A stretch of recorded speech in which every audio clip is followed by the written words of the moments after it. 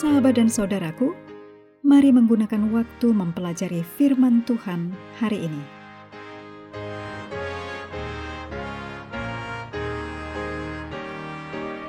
Hari Selasa tanggal 24 Maret, judulnya Berdiri Teguh dan Sempurna.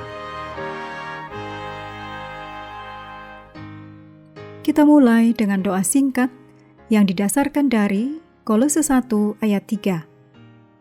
Kami selalu mengucap syukur kepada Allah, Bapa Tuhan kita Yesus Kristus, setiap kali kami berdoa. Amin.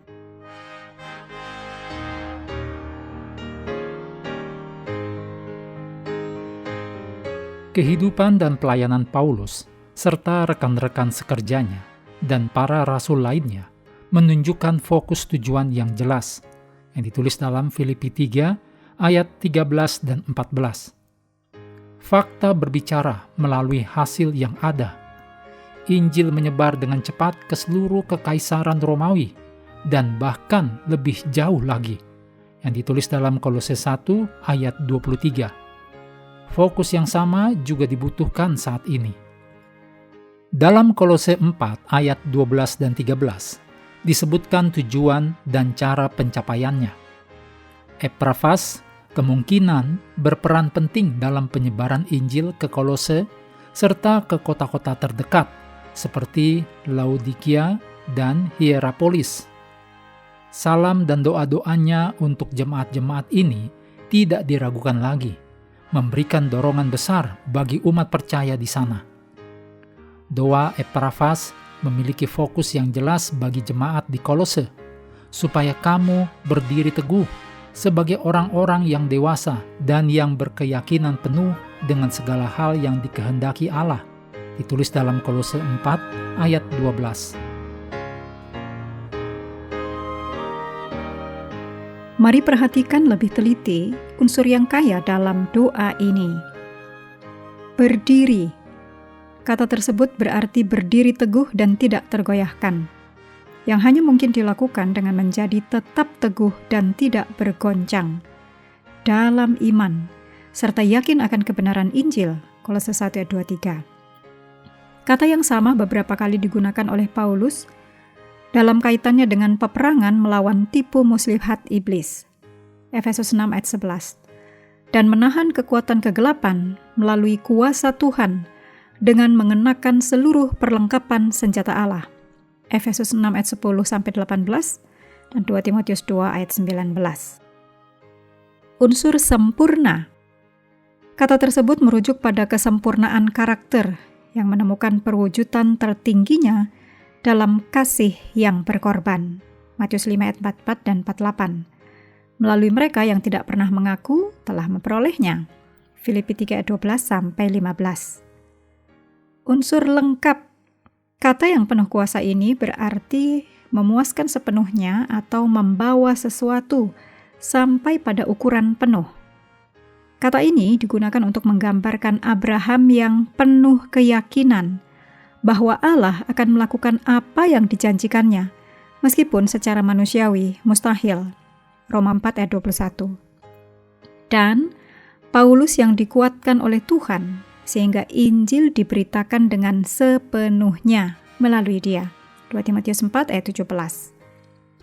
Unsur kata seluruh kehendak Allah. Kata seluruh mencakup segala aspek.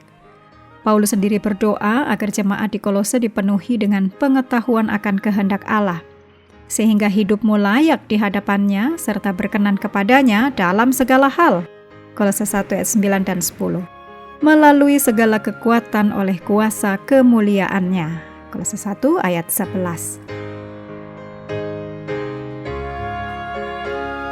Berikut ini kutipan Roh Nubuat disadur dari In Heavenly Places, halaman 31.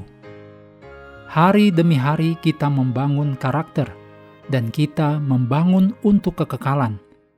Tuhan menginginkan hidup kita memberi teladan kepada orang-orang di dunia tentang bagaimana seharusnya diri mereka melalui penurutan kepada Injil Kristus. Marilah kita menyerahkan diri kita ke tangan Tuhan untuk diperlakukan sesuai kehendak-Nya. Dalam 1 Korintus 3 ayat 9 dikatakan, "Kamu adalah ladang Allah, bangunan Allah." Jika kita membangun dalam kerjasama dengan Allah, struktur yang kita bangun akan semakin indah dan simetris dari hari ke hari di bawah tangan Allah, Sang Pembangun Agung, dan akan bertahan selama-lamanya. Pengudusan adalah pekerjaan yang progresif. Ini adalah pekerjaan yang berkelanjutan, yang membawa manusia semakin tinggi dan semakin tinggi. Pengudusan tidak meninggalkan kasih, tetapi membawa kasih ke dalam kehidupan sebagai inti dari kekristenan.